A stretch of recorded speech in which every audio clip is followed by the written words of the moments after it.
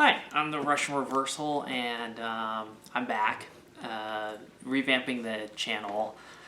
Since, like most of you, we have some stay-at-home orders at the moment, so decided to get back into the gaming stuff. Been working on a lot of projects. Some I would love to video, but I want to make sure that I have some good quality stuff. So, been doing some handheld modding and added to my retro game collection a little bit. So as a part of this revamp, I got a new console. I got a RetroN 5. I'm mostly a purist when it comes to gaming, so this was kind of a big step for me, but I decided that since I have quite a game collection, that it would be cool to stream and do videos and capture footage of some retro games, and this would be the easiest way to do it with the HDMI. Plus it would just make my cord management situation much easier. So as kind of our first step, I'm going to do an unboxing of the RetroN 5, and then I'll be doing quite a few unboxing videos in the coming week or two. So let's start with the RetroN 5 and then we'll see where we go from there. So here is the RetroN 5. For those of you unfamiliar with the RetroN 5, it is a retro console that plays multiple different types of games through emulation.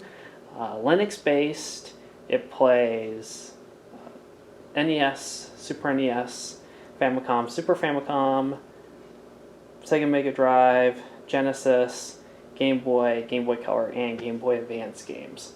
I'm kind of excited about this because I'm really into Game Boy games myself, so being able to play those on TV and running them through HDMI will be pretty cool. Plus, I can save some of my older saves from when I was a kid and put many hours into Pokemon Yellow. This is a fairly large box, so this will be pretty interesting to see what's inside of it. This is what the front part looks like. If you can see a little bit clearly here, it lists the game systems at the top that this works for. On the back is where you have your little tabs. I've already cut those open, so there's 3, and it kind of gives you some specs on the back. But the most important part is, let's take a look and see what's inside. So I'm gonna flip the bottom part. Looks like that opens. So looks like you want to turn this over. It's a little bit of an interesting design choice. So flipping it over, opens nice and neatly. Looks like it's nicely bubble wrapped. Right here looks like the power cable. So let's see. Looks like it's fairly long. That's what that looks like here. This is probably the most controversial aspect of the RetroN 5 is the controller. It's a Bluetooth controller. It's a little funky, and you can notice that there are shoulder buttons on the top, and the button system is it's very clicky, which is kind of cool. But I've heard mixed things about this controller. The good news is that there are numerous types of controllers you can use instead of this one. You can order different aftermarket controllers. It also has ports on the side to use your original controller, so if you have some original controllers handy, I will probably mostly be using original controllers myself, and I might track down a wireless controller eventually, but I do like this. It's pretty clicky, but we'll see how it works after a bit. You also have some plug adapters, so if you travel or go live in different regions, you have all kinds of adapters, which is pretty cool. I guess 3 different ones. I'm not quite as familiar. I've only traveled out the country once and had to use different adapters, but this is kind of a cool feature.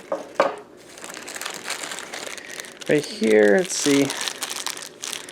Looks like we have a USB cable. And additionally, here's your HDMI cable. my understanding is that this outputs to 720, which should totally be fine for retro games. And then the big part is the console itself. I got the black version because it was cheaper.